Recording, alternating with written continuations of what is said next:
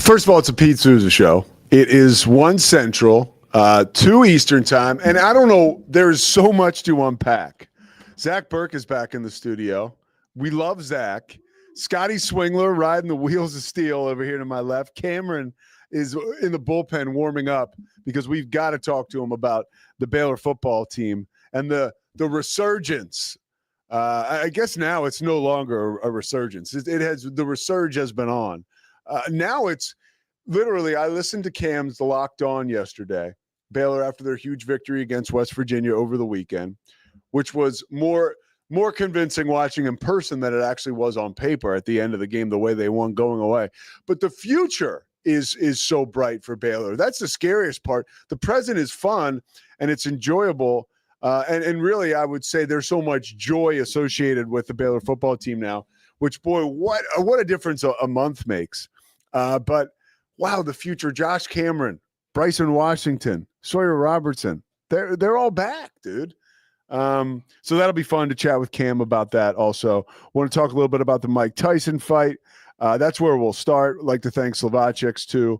Of course, Crawford Austin Properties, and all our good friends here that make this show possible. We are extremely grateful to be talking about the funnest stuff in the world, which is sports.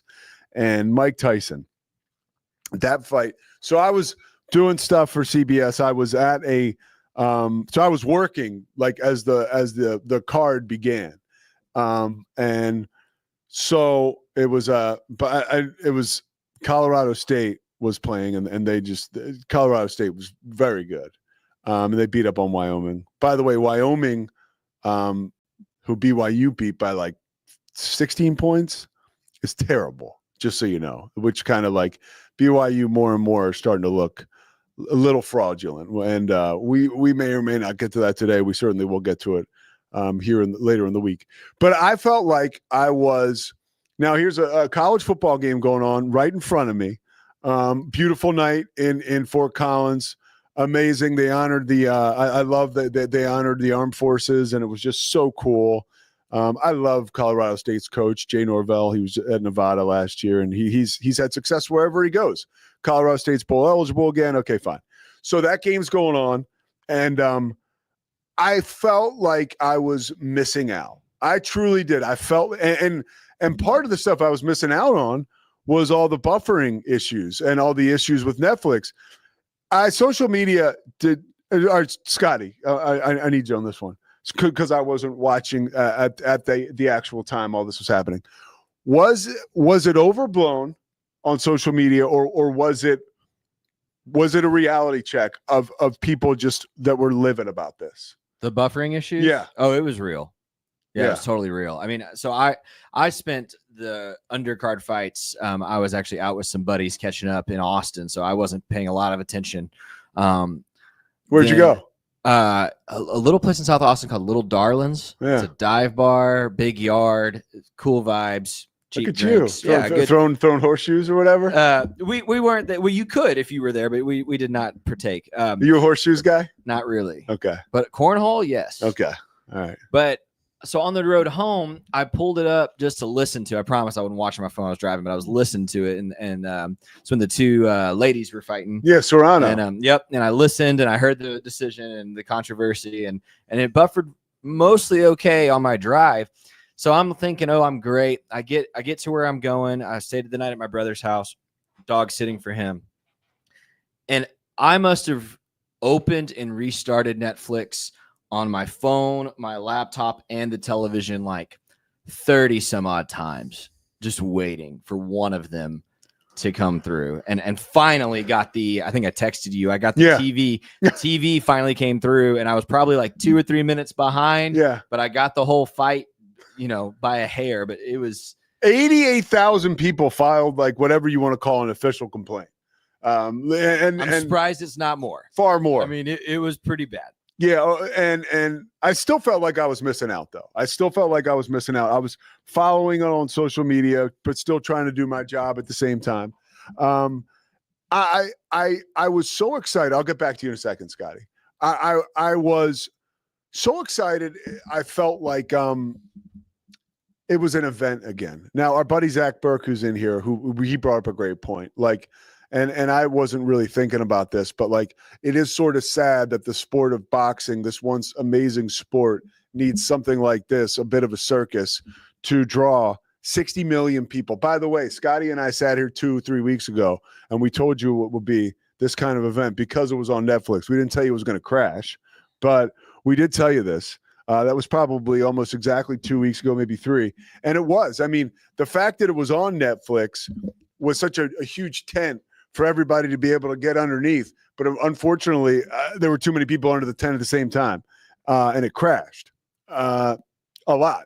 And it doesn't discriminate if you're Scotty, who's at his brother's house dog sitting, if you're me rushing home to a hotel so you could watch it there, or if you're Dave Portnoy. Everybody was having the same issues. This was like, it did not discriminate, and people were frustrated by it. I think once the fight started, everything was pretty much smooth for everybody. Did you have to restart during the fight, Scott? I did not. You did not? Yeah, it was weird. Like I said, I think I was a couple minutes behind. Yeah. And I just didn't want to touch it again, Yeah. just so I could, watch the whole thing without being interrupted. Yeah. So I was so excited. I will tell you, I was like a little kid, and I had this weird like endorphin, and I talked about it on Saturday, knowing this, being sober for a while, and they talk about when you're an addict and you think about drinking again, right? Like you have what they call, and now when you're like a troubled addict, right? So like you have euphoric recall, where you go back to your drinking and using of drugs and you celebrate the most amazing times. Like, oh my God, this one time I was at a nightclub where we had bottle service and I was talking to beautiful women and all my best friends were there. And like, that's what it's going to be like if I go out and drink this bottle of Boone's Farm 2020 tonight. Like, Mad Dog. No, it's not. That's not what's going to happen. You're going to drink Boone's Farm. You're going to end up passed out in the middle of the street after you do God knows what else. Like, it's not real, that idea of the one time at the nightclub in New York City, right, where everything was perfect. And that's what I do with Mike Tyson. I have that euphoric recall to back when I was a kid. Oh my gosh, like this is going to be amazing. And the hype really like was tailor-made for idiots like me. And it was so exciting. First of all, the broadcast sucked. I got to say that. And I try to stay away from that as a broadcaster because like I'm not like somebody who can afford to be like turning down like bigger events, but like I don't think Netflix is listening to this, so we're good. But it sucked. It sucked from a production standpoint. I thought the announcer, again, like I don't take shots at like play-by-play brethren, but this guy, I don't even think he was like a brethren. Like the boxing announcer made it so about himself during the fight. I could not believe it. He was just he continued to reference his own experience, and I wanted to hear from Roy Jones. He was stepping on Roy Jones. It was like Roy Jones couldn't say anything, and maybe I've been spoiled because the last time I watched boxing, Jim Lampley was doing the commentary, and so and he was amazing. So maybe that was my problem. But this guy, who I'm not even going to say his name because I don't know it, was talking way too much about himself. It was all about what he knew, to the point where it was a distraction. And the least of my worries, which was a surprise going in, was Rosie Perez. I thought she was great. And she was like popping in at like moments where she had opportunities, but there was also a sadness in her, which was reflective of the reality of the situation that Mike Tyson was. And look, we don't know if he was in the best shape of his life, as far as like what you could be at that age, or if he was just in really good shape for being 58. Bottom line was he's 58. And it was crazy. Like I felt like for the first 90 seconds, he had, they call it a puncher's chance for a reason.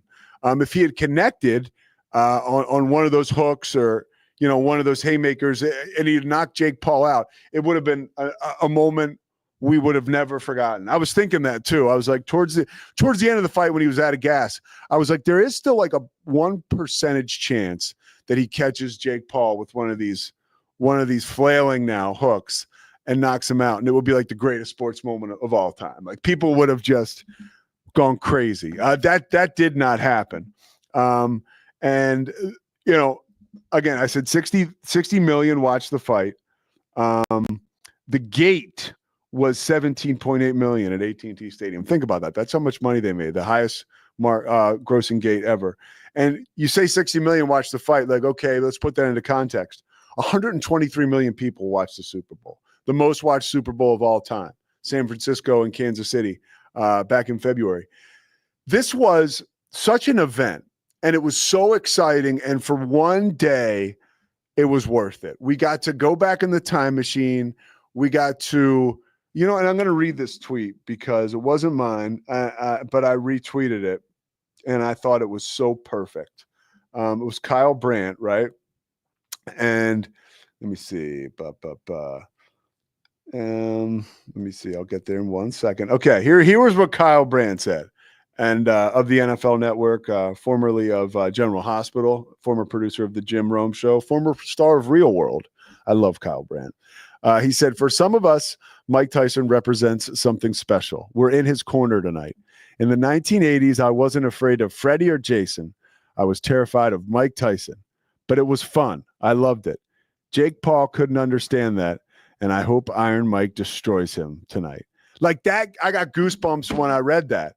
And I was like so excited. And I think we were all hoping for this amazing moment. And it was just so not there, to the point where afterwards, I'm talking to Christy, my girlfriend, trying to talk her off a ledge because she's so depressed about Father Time and age and how Mike Tyson looked so old, and that was something that we all have to be concerned about now. Now, all of a sudden, I'm thinking about a celebration for the return of Mike Tyson Punch-Out, and a couple hours later, all I'm talking about is death, Scotty, I want you to rejoin now. It was an event, Was it not? Oh, yeah. It was an absolute event. I mean, it was, and I appreciate that. And if I could turn back time, I would not want to erase it. I would not want another Mike Tyson situation like this, because I just think we're all hip to it now. And I don't know that we were hoodwinked. Mike Tyson got paid $20 million. We got to enjoy all kinds of hype and excitement. And Scotty thinks we were hoodwinked. Scotty, I want give me the straight dope, dude. What do you thoughts? think? Well, I think we were hoodwinked a little bit. Two thoughts. What does it say about our culture that, because it was exciting and I was excited. I was euphoric. All those things you were describing, I was feeling as well. And also in those first 60 to 90 seconds thinking, come on, get him, right? Pop him. Like I was waiting for it. But it is a letdown to be so euphoric and excited to have the back half of that fight be kind of the climax of the whole thing, right? Because it was just nothing. The death march, you felt big like old nothing burger. Well, and like, what's it say about our culture, right? The common criticism of like Hollywood right now is we're just obsessed with nostalgia, right? We keep redoing Star Wars and we're redoing Batman and we're trying to bring back Michael Keaton to play Batman one more time so we can sell movie tickets. Like, so I mean, what's that say? In sports now we're doing this. We have sold the nostalgia of Mike Tyson. That's where we are as a culture. So that's one. Two, and I mentioned this Friday, and I just want to see what you think, Pete. I am about 50% convinced they had a gentleman's agreement not to knock each other out.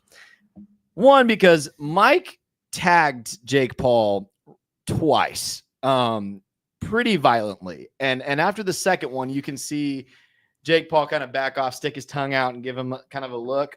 But two, and maybe it was just out of respect, there's no way Jake Paul was giving it 100% the back half of that fight. Like, he looked like he recognized, oh man, this guy, his legs aren't under him anymore. He's not who he used to be. I'm gonna look like if I knock him out, I'm gonna look like a chump. Yeah, if I knock this 58-year-old guy out. So I just kind of wonder. Well, look, Scotty, I'll give you I'll give you this. Yeah. You said on Friday, if Mike Tyson comes out and knocks him out in the first 30 seconds, it's not fixed.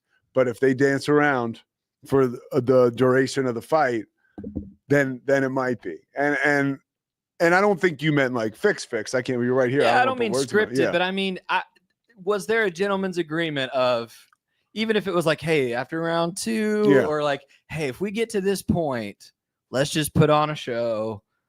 But there's one other wrinkle here that's rather serious. Okay, is that there was it was the sports book. I mean, there was more action on this fight than any boxing fight, I think, in history, or at least decades. So it's like the real money was out there. And it was almost entirely on Tyson, right?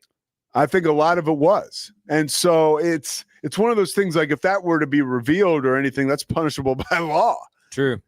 So that's but even Jake Paul saying like, I was going to take it easy or something like that. I was kind of like, well, that sucks. I didn't like hearing that. It just looked like, especially in round 3.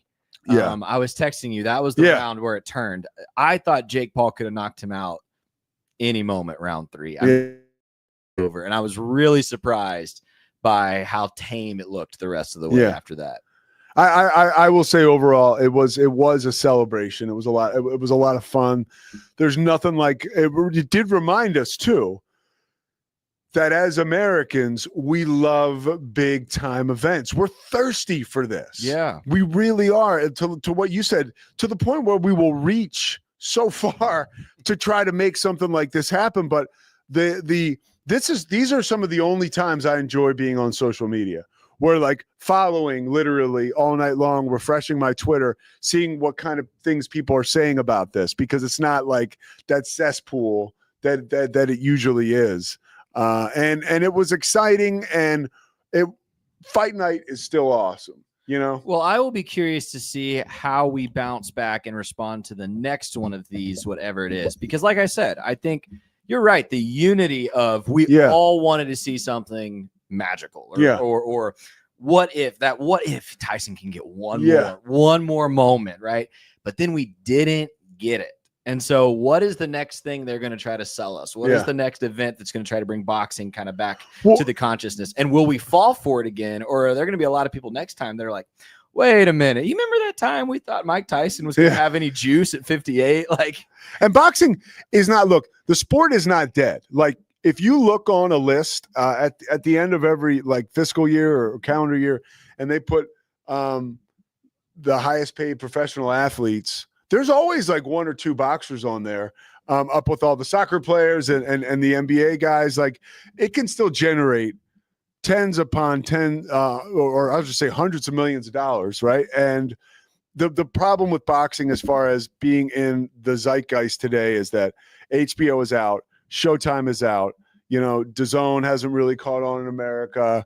And they, with HBO and Showtime getting out, that's like hundreds of millions of dollars annually, the sport loss. Well, and we talked about it last week. Like, UFC really has replaced boxing for most Americans as the preferred way to get a fight. But to your point, and I haven't seen the numbers yet, but like, I honestly had other shit going on Saturday night. I didn't see John Jones, and I was curious about who was going to win, but like, I was way more into the Tyson thing. And I think that I'm not alone in that. Oh no, you're right. You're right. Yeah. But the 3 or 4 times a year, UFC is going to draw in a pretty big audience. Boxing, as we said a few minutes ago, you've almost got to create these events now to draw the public kind of back in. Yeah. Which I don't know. I don't know that we'll ever get back to that, but it's very clear that, like, first of all, Netflix needs to get his shit together because they got football coming up on Christmas. And I'm really nervous about that. Yeah. And you can't, I was listening to Howard Stern this morning, and then I saw it again. Howard was like, you cannot mess with people's football. Like if they don't get that right, there will be hell to pay. Like, if you're a Steelers fan and you go to watch that game on Christmas and it's buffering and your Steelers are marching towards the playoffs in a huge game, like, people are going to lose their minds. And it will be in direct contrast to Amazon, who's mostly done a really outstanding job presenting Thursday night football. I was thinking about that. Like, Amazon had the opportunity for a slow build with their, the prime time. Not everybody was watching that first night, but I bet a lot of people were watching Thursday night when the Eagles and Commanders played. I was. And again, tip of the cap to American. I said this on Friday. The moment I got on the plane, the first thing I opened up and that's doing it right. I mean, I opened up that free entertainment app, and boom, the logo splashed right on the screen. Eagles Cowboys, or Eagles Commanders. Cowboys do play tonight. They're an 8-point underdog at home against the Texans, and Cowboys without 2 cornerbacks, Deron Bland and Jordan Lewis. They've just been ruled out. They can't afford to get any more banged up. I mean, Cooper Rush will be starting tonight. We will probably see Trey Lance in more than just like a package or two. And now it's time for we'll probably learn a lot about how the Cowboys are going to approach the rest of the season tonight. And I won't miss an opportunity to hear Troy Aikman talk a little shit about the Cowboys, because he always finds a way to get it in there.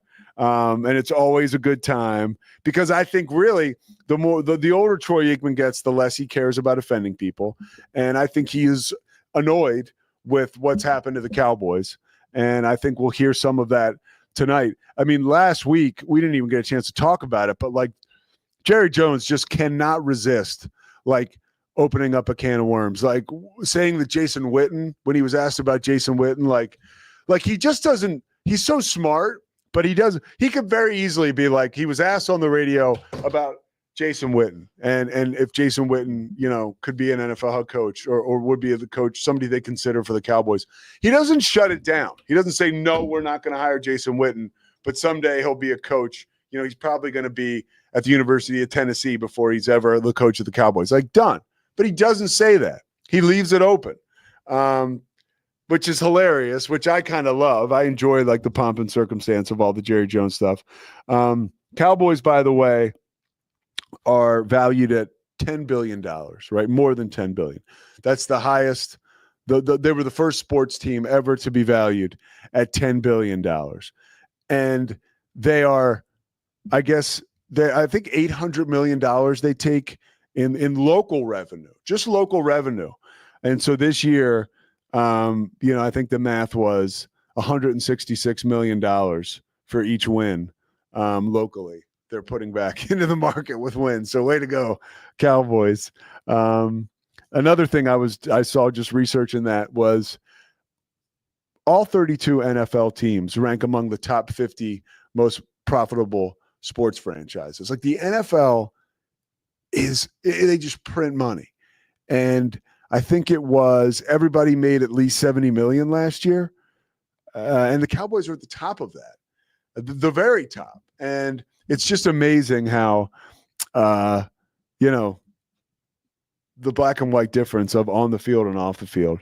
All right, Cam Stewart's coming up. I saved all the Baylor talk for Cameron. And I can't wait. We're so fortunate to have Cam. I mean, the guy right after the game on Saturday, he's doing Locked On Baylor. And boy, he was excited. Okay. I mean, Cam doesn't get excited for much except for the 1993 Maine Black Bears hockey team, which who gives a shit about that? This is exciting. Cam Stewart from Locked On Baylor, who does a show here at 11 a.m. Central, and he's trotting down there to talk to Matt Mosley this afternoon, where the two of them might actually get along, like really get along today, because they're both happy because of Baylor, which is, I probably, like it or not, one of the only things they agree on. So exciting times. Cam Stewart's coming up next. When you got a guy that throws 100 miles an hour in the bullpen, you put him on the mound. We'll be right back. It's the Sousa Show. Sports, Pete. Nobody tells our stories better than our clients. The difference is stark. I was rear-ended at a stop. I thought I was fine, and then once I got home, I realized it's a lot worse than I thought. I ended up having a ruptured disc. You say you're not hurting, and then an hour later, you're saying you're in all this pain. I just felt like most people would think that I was lying. And that's when I decided to call Daniel Stark. I owe a lot to Daniel Stark. They really got me what I deserved. The difference is stark.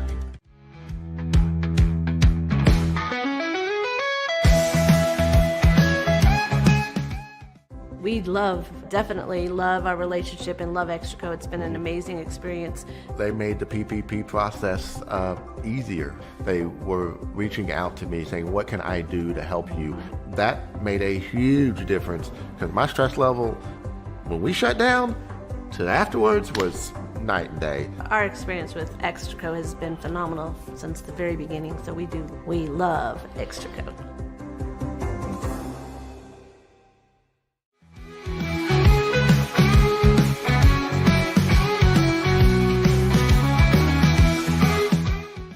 All is right with the basketball world. God's gift to the game of basketball, the Boston Celtics, are back in the NBA Finals, baby.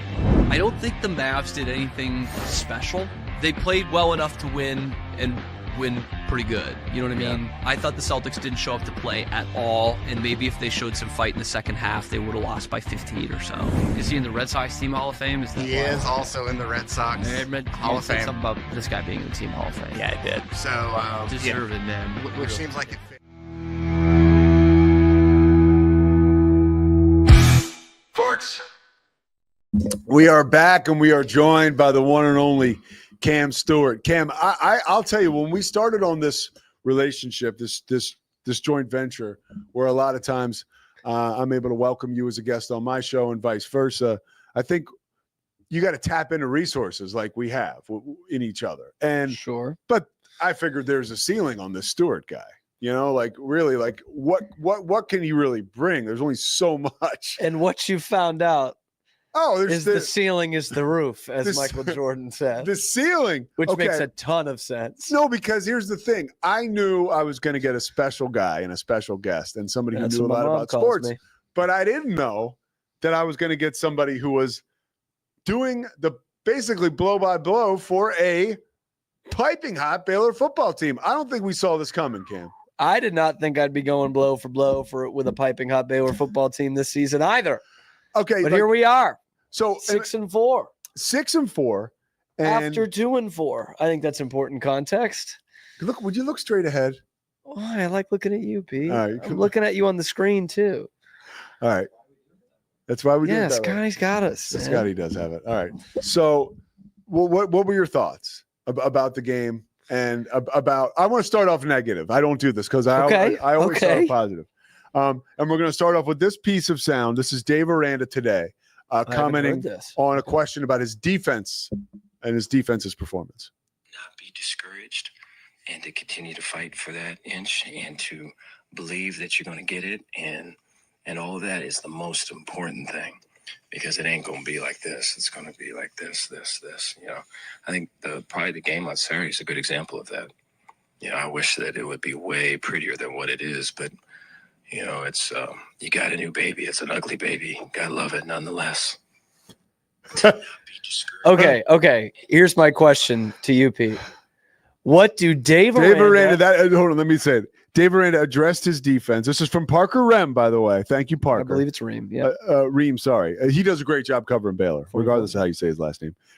He said, a win is a win. Dave Aranda addressed his defense, which gave up 28-plus points for the 7th straight game, despite the Bears finding ways to win.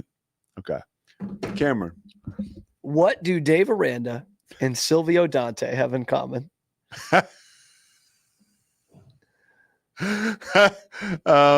Every time I'm out, they pull me back in. They are now both known for their Pacino impressions. Because that's what that was. That we got to fight and claw for that inch. We do whatever we can to get that inch. Which, by the way, is one of the best coach speeches in all of Hollywood history. Yeah, that movie just leaves a lot to be desired. What's his name? Tony D'Amato? It's something like that. Yeah. It's just not a great film. Oh, no. You're wrong about that. I know. That's you think every movie. Any given Sunday. That's a good movie, dude. Anyway, to go back to what he was talking about, I'm glad Parker pointed that out because it's not been good defense. Yeah. And I would also look. I'll say this. So the big news after the game is that Dave Aranda has been retained as head coach for 2025.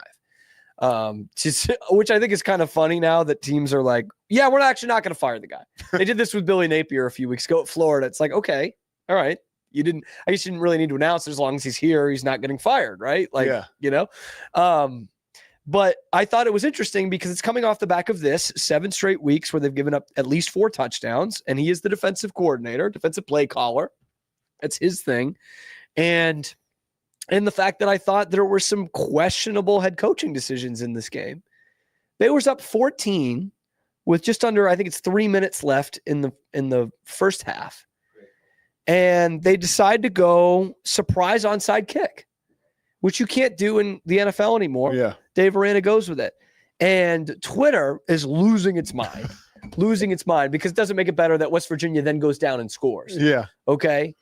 At the time, I don't hate the call. I actually kind of like the call because and I don't even think it's necessarily like, oh, my defense is never going to get a stop. But I think there's some of that in there where he's like, you know what? They cannot stop us.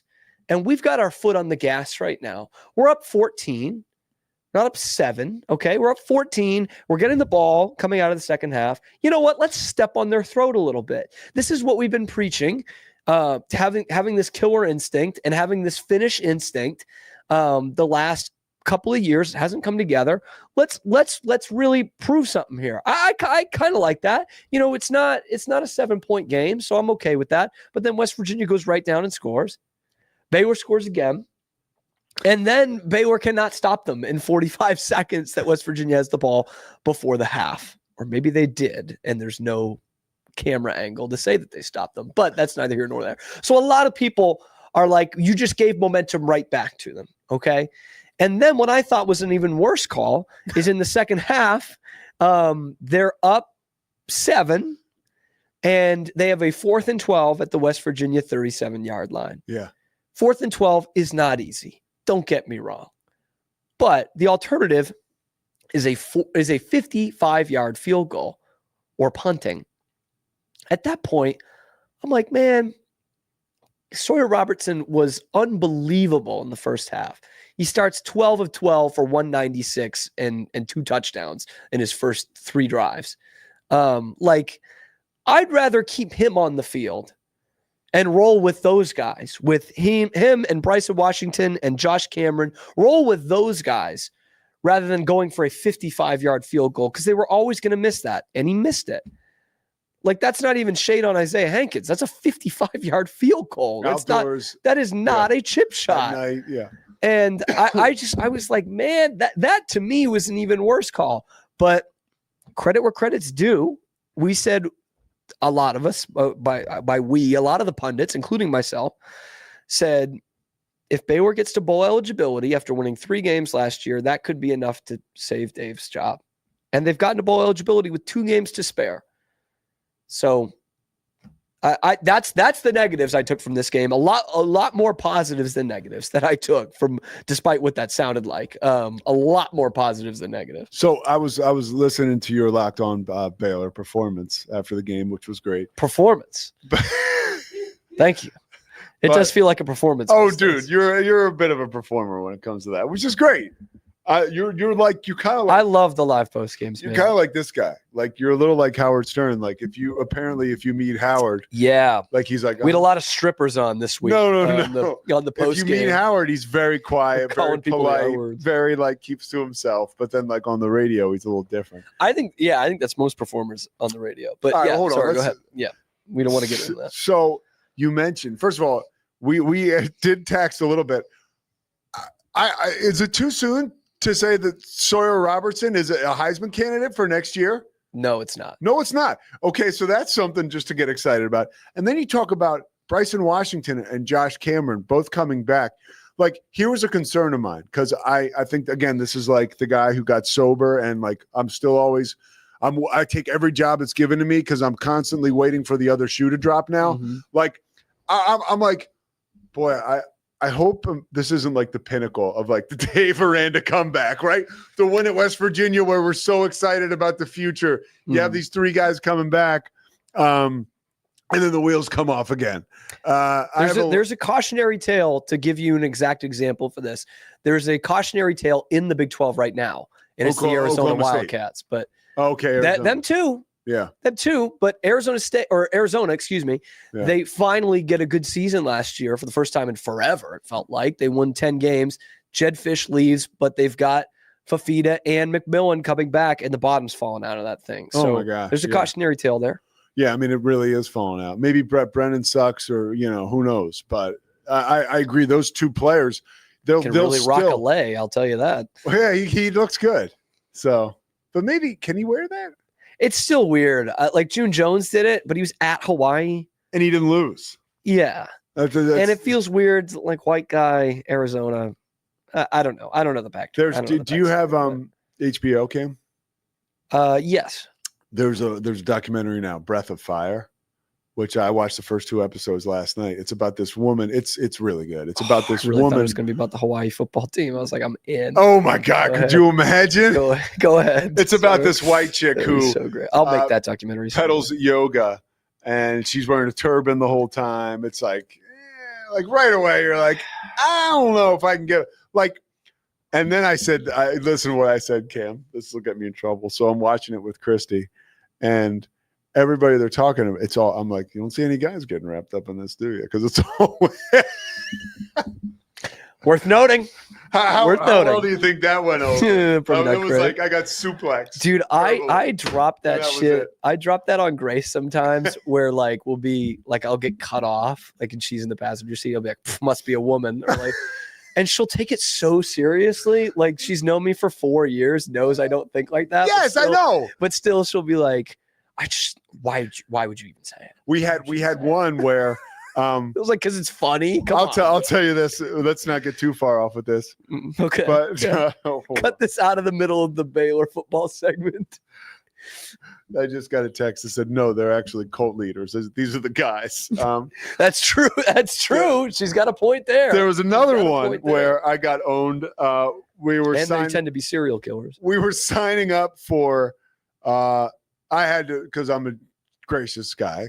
I had to install. That's the. By the way, that's about the length that I go to handyman wise. I was putting the HBO Max or the Max on the TV at her place. Installing it. Yeah. Okay. So, but there's an option when you go through it, and it says, man, woman, non-binary, prefer not to say. For HBO Max? Yes. Okay. All right. I don't think you need to know a gender. So I was like, don't say it, don't say it, don't say it, don't say it. And I was like, what kind of world are we living in? and then it was like I got hammered, like this one was a pile driver. It was like, no, actually, if someone gives their gender, then they get certain types of ads from. I was like, all right. Okay, I guess. But anyways, this is a good documentary. I would recommend it. But back to the issue at hand. We're talking about back to the issue at hand. Why does HBO need that? We're talking about Baylor football. Yeah, and it's a really exciting time. And I want to ask you, how are we prisoners of the moment now with this optimism, or is this very real optimism? And I'll jump in with one point. Watching Sawyer Robertson just drop back to pass. There is, as someone who pulls for Baylor, I don't hide that. I get like a natural like juice. I'm like, this feels right. This feels good. Like this guy's cool, calm, collective. He's in control. He's decisive. It's even to that point where I'm drunk with hope that like when he escapes the pocket, I'm like, he'll know not to get himself in a position where he'll get hammered. There's a play. It's the first touchdown of the game for Baylor that I saw, and I was just like, this is such a good feeling because Sawyer Robertson, well, we've been told, right, gunslinger, right, and got a big arm, and he can fit it through some needles. And when I hear that, I think, okay, Brett Favre, right, like he's going to get you into some trouble, but he'll make some big plays, this, that, and the other. And you kind of just mentioned it there. When he gets out of the pocket, he's going to be responsible with it. And he's he's a gunslinger who really takes care of the ball. And last year he had some bad picks. And I don't know how much of that was the offense or him thinking he could do too much. But on this first touchdown, Bryson Washington's running a wheel. And it's actually a wheel like in the seam, one of those, you know what I mean? Uh-huh. Boy, I sound like a football guy. Yeah, but it's great. Anyway, he's looking at it the whole time, which is never great for a quarterback, right? He's staring it down. And the announcer even says in the middle of the play, Mike Monaco is like, he's looking for that seam. Who's amazing, by the way. Mike Monaco, also a Wareham Gateman play-by-play guy. That's right. What we have in common. Yeah. And I'm like, it's not there. Like, it's really well covered. But there's no safety help. So maybe Sawyer tries it, and he does. And he doesn't even loft it. It's kind of a fastball with some touch. And Bryson Washington is there. Like, he catches it for a touchdown.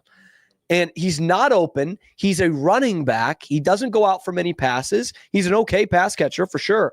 And and he doesn't see it for the last second. But Sawyer fits it in there, and Bryson Washington catches it when everyone in the stadium knows what he's looking for because he's doing it the whole time. And I'm like, that's sickening in a good way, right? Like that is how is this kid not going to feel too hot? You know what I mean? Yeah. And he was just money. He hits 12 his first 12 on the first 3 drives, and they scored 3 touchdowns. This is back to, in a lot of ways, you know, it doesn't have as big a score line, but in a lot of ways, they are playing like those Bryles teams did. They are winning because their offense puts a ton of pressure on you, and they could do it a couple of different ways. I was talking with you on your show last week about how this is the first time in the win streak that they've actually played a team that is really pretty good against the run. And they were still moving the line of scrimmage 10 yards down the field. They won the trenches big time in this game and they did kind of well against a pretty good, like a really good offensive line for West Virginia. But yeah, they were moving it, man. They were balanced. And I'm like, this shows that this was not like a fluke against Tech because their run. Who are you more sucks. excited about? We'll stick to the skill positions because it's sexy. Bryson Washington or Sawyer Robertson. Golly, you gonna make me pick one? Yeah.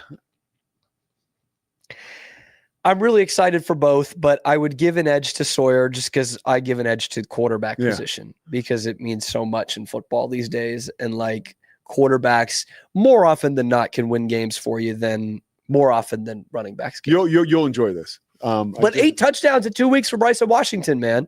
You'll enjoy this because I just that's amazing. 8 touchdowns in 2 weeks. That's incredible. Wow. And the kid, Jordan Tyson. This makes me feel great as an analyst. Yeah. Quote unquote analyst. Yeah. Because I did watch Bryson play quite a bit in high school at Franklin. Yeah. And I because I knew he was going like to an Baylor. Hour down the road in Waco, the Franklin Tornado. Maybe that could be his nickname. Sure. And I was like, this kid is like physically ready to play college football. Like he was massive. They ran a slot tee. They still do. So they never pass it. And it's kind of archaic, but I'm like, he won 2 state championships. They're pretty good. And I'm like, this kid's ready. And I love the way he runs. And we need an Abram Smith. And he has become that. So time. when I get all the big games, and when Baylor played Long Island, 2 years ago, I was on that game. And last year, 23. Last year, yeah. So, and things were already bad for Baylor. They'd lost to Texas State. They lost to somebody else early in the year. Utah. It was like, okay. That was it. They were 0-2. They were 0-2. They were 0-2, that's all? Yeah, and that's all. And then they won that game and got crushed by UT the week after. Yeah, and you know what it was too? That win against Long Island was not convincing. No, it was really bad. So anyways, but Aranda comes in. First of all, Jeff Grime comes in, the offensive coordinator at the time, and he's talking to us in a production meeting. And he makes a point to talk about this guy, the true freshman, like Bryson Washington. Like you're going to want to keep an eye on him. And now that I'm thinking about it, I don't know if it was Grimes or Aranda, but they both talked about this guy, you got to watch this guy. And Aranda said it like this season too. And because again, he didn't play a lot last year, and then he comes in this year, he's a little banged up, and he kept mentioning it. He was like, well, you know, Bryson's banged up and we get him back. Like that's he was so excited about him. He called him, he's a wild horse. And like he said, when you give him the ball, he is like a wild horse. He really is. He's a stallion. Yeah. An absolute stallion. And we're seeing that now. And you don't see much of that anymore, just across football. All right, I'll let you go because we're coming up near the end here. When we're now we have 2 games left, and plus a bowl game.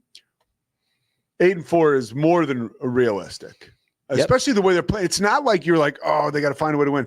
Like I've watched BYU's offense late into the night the past 2 weeks. It's horseshit. Like in a sense where they move the ball a little bit, but I have no confidence in them just marching down the field and getting the job done. I don't. They've scored 35 points collectively in the last 2 weeks, right? That's not good for a team that's 6th in the country, not anymore. And I feel way better about Baylor's ability to move the ball, like way better. I mean, this is maybe the best offense of the Big 12 right now. It's certainly the hottest. Yeah, so I think – so last 2 games, what do you predict? What do you foresee?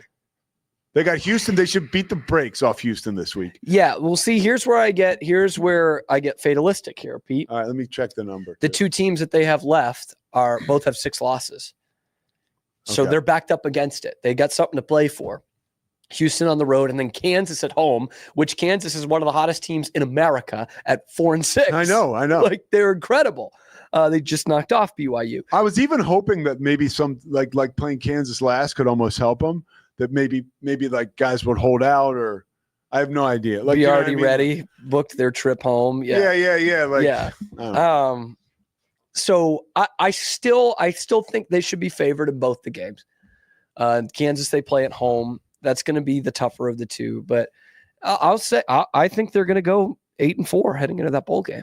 Who said that to you like about 6 weeks ago? Do you remember? I don't know. Some guy in fantasy. Do you remember, man? The only one who'll bring it up is you. Moses. Really said they were going to win out. Yep. I remember you saying they were going to go to a we'll bowl find still. it. But we'll find I'm sure. I'm sure you did. You've been very positive, Pete. No. I'm not positive. I'm right. And you know why I'm right? I mean, it's okay to be positive, man. But here's why I'm right. First of all, he's like, how dare you? No, because people are always like, oh, you're positive. It's like, no, I see. I just think you had a positive outlook on this team that I didn't have at the time because I had not seen them win one. Like, if we had seen them win one big game, we'd be like, okay. Here was my sneaking suspicion. Once Sawyer took over, it did really look like it was his team. And then another thing was I knew getting the Brady comparisons now. I know, and you knew, not many people knew about the trouble that some of the new guys had gotten into on the road. Yeah. And some of the guys who are very, very good, and they were held out, and these were weapons. And that was when the team sort of hit a low, right? And I was like, if these guys can come back and doing well, honestly, watching the Big 12 like I have this year, I've noticed like there's just a lot of chinks in a lot of teams' armor. And I knew it was there for the taking, and I looked at the schedule too. I thought it was doable. So it's not done yet, by the way. They could play in the Big 12 championship. That's not going to happen. That's a scenario. If you started to read that scenario now, we could check in with you 24 hours from now, and you'd still be here reading it. So we're not going to bother. Could happen. Pete. But I do want to let's look at Baylor's number here, the spread, and then we'll let you go. Baylor is 8-point favorite. I didn't know that. 8 points on the road. All right, Cam Stewart, you are always favored. Catch him today with Matt Mosley. ESPN 1660. He'll be back tomorrow on the Cam Show, 11 a.m. Central Time here on Rogue Media. We are powered by Rogue Media, and we'll be right back. It's the Pete Sousa Show. Sports, Pete. Nobody tells our stories better than our clients. The difference is stark. I was rear-ended at 70 miles an hour. I was injured, had a concussion. The insurance company, they delayed. They were playing games from the initial conversation. They weren't going to help me. The biggest thing I learned through this is that you can't go through this alone. I called Daniel Stark. They were going to help me, and everything was going to be all right. Daniel Stark got me 10 times the insurance company offered. The difference is stark.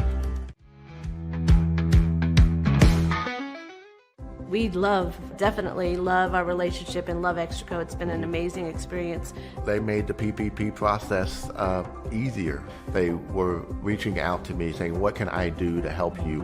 That made a huge difference because my stress level, when we shut down, to afterwards was night and day. Our experience with Extraco has been phenomenal since the very beginning. So we love Extraco.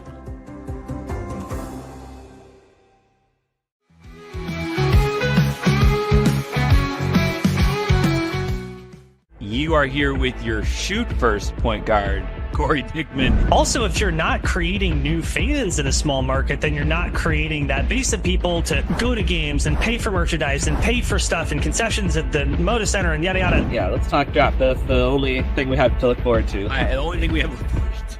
That's what I will teach my son. You will teach your daughter as Blazers fans. It's like, look, the two most exciting times of the year for us are the draft lottery and the draft itself. Like, here we are. This is our thing. Give me some memories and thoughts. I know you had mentioned kind of the first time you had met Bill. What were some of those first memories that came back when you heard the news?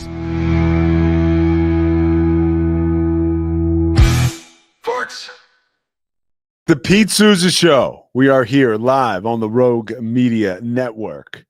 Thanks to Slovacics And of course, thank you to you for tuning in and checking it out, whether you're watching us live or you're checking it out later in the day, which usually most people do.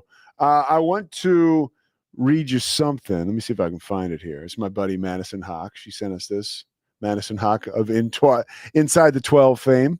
So Texas Rangers. Okay, so here we go. I want to break down the Big 12 football championship scenarios. Cam has an unrealistic scenario, as positive as I am. I'm not going to even get into that, about Baylor possibly making the Big 12 championship game. I was kind of annoyed last week listening to, I'll say, a radio show, and they spent like 2 minutes talking about how how West Virginia like had a possibility of making the Big 12 title game. And it was like all these scenarios. They were trying to make the point that there's like chaos in the Big 12. Like, okay, thanks. You can leave it at that. I don't need the 50 scenarios in which West Virginia could possibly get to the championship game. Not 50 scenarios. I'm sorry. The 50 to 1,000 to 1 scenario, which clearly they're not going now. All right. With 2 weeks, this is official, by the way, from the Big 12. With 2 weeks to go, 4 teams are within a game of a berth for the Dr. Pepper Big 12 championship game. The conference currently has 9 teams with 3 or fewer losses in Big 12 play. That's like the little nugget they'll give you, a little PR game note nugget. All right, but here's the scenarios. BYU and Colorado are the only Big 12 programs who can clinch a berth in the championship in Week 13. BYU earns a spot with a win over Arizona State and a Utah victory over Iowa State. That could happen. Colorado secures a berth with a win. This is potentially this could happen as well. Colorado secures a berth with a win over Kansas and wins by BYU and Utah. Cam brought it up, and I can second that. Colorado's starting to win a little bit like Baylor is starting to win, where it's like, okay, like you can score some points, but we're going to score more, and our defense will make a couple plays. One thing we didn't talk about Aranda and Baylor is they did make adjustments at halftime, and the second half defensively was actually pretty good. Cam, would you agree? Yeah, he says yes. Baylor's defense was pretty good in the second half. Yeah, he says yeah. Like gives that prickly head nod. It was kind of like a question mark. Yeah, wasn't it, Scotty? Yeah. All right. So, but back to Dion real quick, and then I want to hit you with a quick baseball take. I don't have a lot of those because I know what my weaknesses are. What I call baseball weakness, not necessarily if I'm calling the games, but as far as being like an analyst, I'm not going to lie. I still know more about the 1988 baseball season than I know about the 2024 baseball season. All right, but let's listen to Dion after the game. The way this team finished it. Not really, but it allows you to know we're capable of doing so much more. We have yet to put a full game together in all 3 phases, and we're happy with the victory, of course. And my son, Junior from Media, he told me the rejected will be respected. And that's all we fight for right now. So true. Look, I know I want to give you this opportunity to talk about Travis because he does what he does best, right? And you've been vocal about why he deserves the Heisman. Tell me more. He let us down a little bit today. First down was shot down all over the nation. They took a shot at him and completed it, but he kept his composure. Went out there and made a big play. Travis is the epitome of a football player. He loves the game. He practices hard. He's a straight A student. Goes right home after. He ain't smoking. He ain't getting high. He ain't doing nothing stupid like that or getting drunk. He's a great human being, and I love him. He's the epitome of what this organization is, as long with Charlie Alfredall, who we got in the paint today. Thank you so much. All right, so that was Coach Prime. I apologize. I couldn't get the audio to Scotty in time. It was like a last-minute thing by me. But I love what Dion – I love what this Colorado program is all about. And one of the things that I think gets lost in the sauce with all of Colorado's success is the purity in which they chase this goal of winning every week. And it's not about like, these guys aren't about like partying. Like their best players lead by example. And when your best players, like Shadur Sanders, like again, we talk about it all the time, but he was sacked more than any other quarterback in college football last year. And he didn't like whine and bitch and complain. And then this year, when he had a huge game, I think it was after the Nebraska game, They won a big game, and he brought his entire offensive line out with him to talk to the media because they had played so well. And it was at the time people were like, oh, like it was, I think it was misconstrued as like he was almost being like a showman because I think they affiliate him with a lot of the sizzle that's associated with his father. But like at the end of the day, this team is way more meat and potatoes than we want to believe. Like Travis Hunter goes home, gets online, and plays video games, and then thinks about football, and then comes out and dominates football.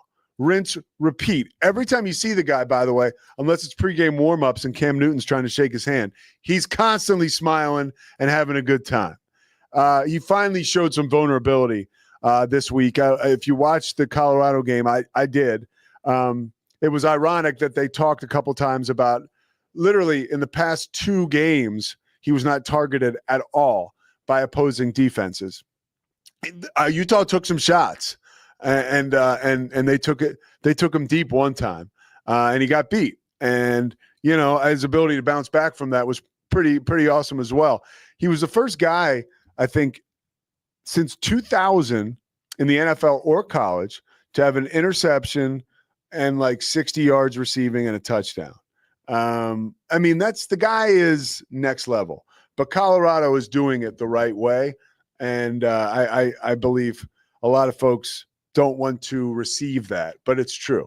All right, Baseball Hall of Fame, real quick point, and I'm going to tell you why baseball sucks, okay? No, really, I'm going to make this so easy. So Cam was bitching about the ballot, right? And I agree. Like, I go back to what Skip Bayless said years ago when I was watching First Take. This is before I got sober, when I used to just watch TV all day.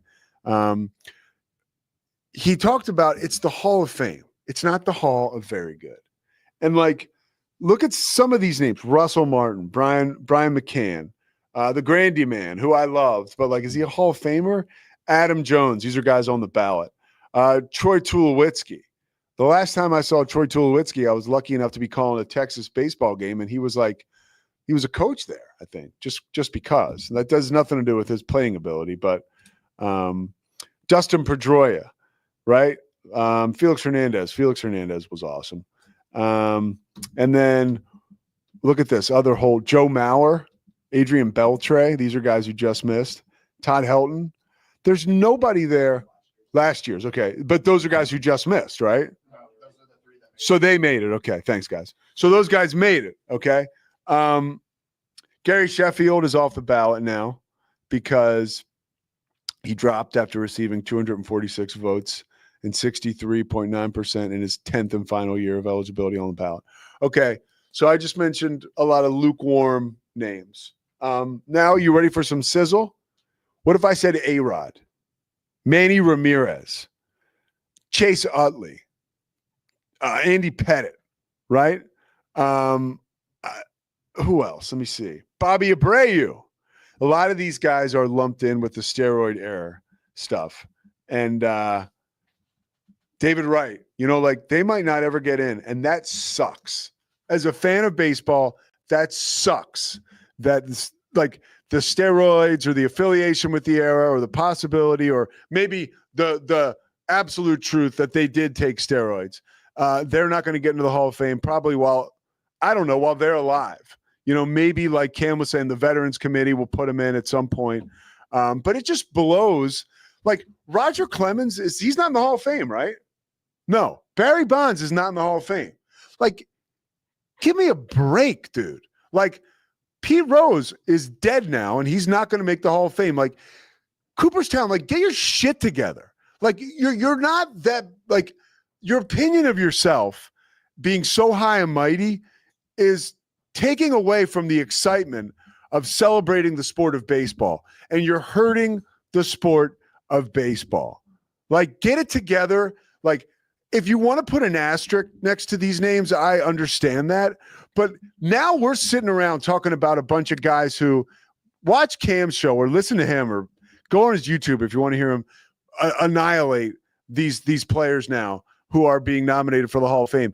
And part of it is, I believe, almost like makeup for not being able to issue Hall of Fame invites for some of the best players of all time who, no question, got caught up in the steroid era. Scotty, you have anything to say?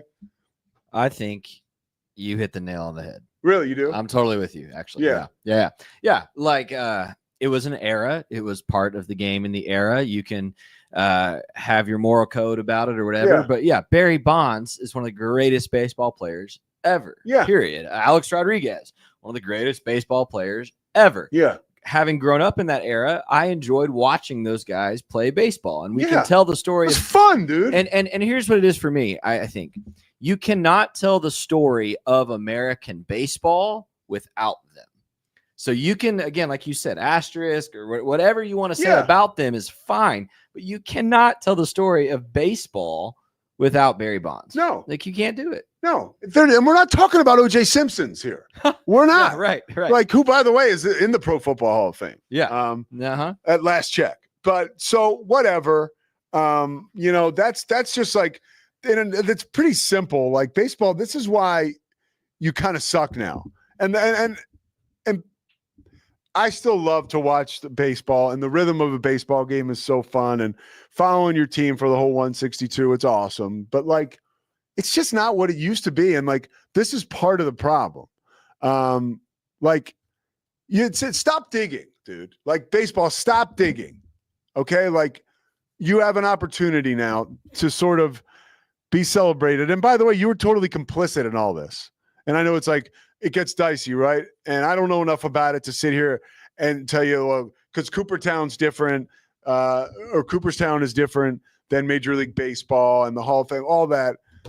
Maybe Cam will sort that out for you tomorrow. But for today, this is it. The Pete Sousa Show rolls on tomorrow. We had a goddamn good time today. Thanks, Slovacics. We'll see you tomorrow. It's the Pete Sousa Show. Sports. Nobody tells our stories better than our clients. The difference is stark. I was rear-ended at a stop. I thought I was fine, and then once I got home, I realized it's a lot worse than I thought. I ended up having a ruptured disc. You say you're not hurting, and then an hour later, you're saying you're in all this pain. I just felt like most people would think that I was lying. And that's when I decided to call Daniel Stark. I owe a lot to Daniel Stark. They really got me what I deserved. The difference is stark.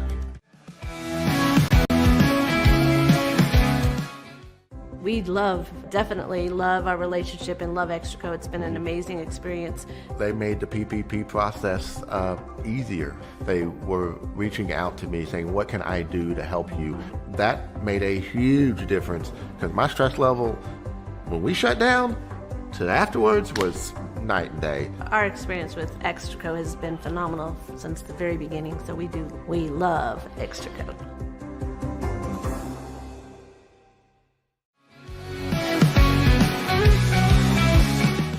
I mean, yeah, a new coach comes in, they're going to turn the roster. I think that's just we've got all these transfer portal stats and what Dion did and what Fritz has done. I mean, that's the deal, man. That's the game that's being played nowadays. Maybe a little bit unknown at quarterback. I mean, unknown to the rest of the world, but he dove into the portal and got a guy who is super, super athletic. South Dakota State's really good. Give us a little bit of breakdown about what they can do and what Oklahoma State needs to be worried about. But look at that form right there. I need to say nothing else about this because I found one. It is Matt Mosley, and it's the Obstructed View podcast, Rogue Media Network. I think they're learning that there's really no wonderful view of me. See, I feel like they think this feed's going to be really wonderful. There must have been no BS, like 20 scouts, 15 to 20 NBA scouts there to see him, and he was top 5. When your old number wasn't working, I went through various channels to track you down. So unfortunately, you can never get away from me. But I'm happy. Man. I'm happy to have you today. Nah, thanks for having me. And we always family, no matter where I'm at. All is right with the basketball world. God's gift to the game of basketball, the Boston Celtics are back in the NBA Finals, baby. I don't think the Mavs did anything special. They played well enough to win and win pretty good. You know what I mean? Yeah. I thought the Celtics didn't show up to play at all, and maybe if they showed some fight in the second half, they would have lost by 15 or so. Is he in the Red Sox Team Hall of Fame? He is also in the Red Sox Hall of Fame. Something about this guy being in the Team Hall of Fame. Yeah, I did. So, deserving, man. Which seems like it fit. Welcome to a special edition of the Doomsday Podcast. Look at this. We got one of the great golfers in the world, certainly one of the great pass rushers in NFL history. But he also had a vision for you.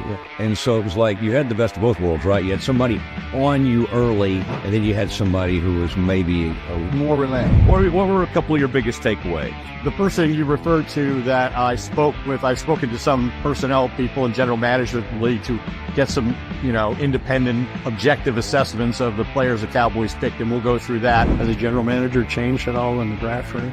Nope, it's been the same since I was here the last time.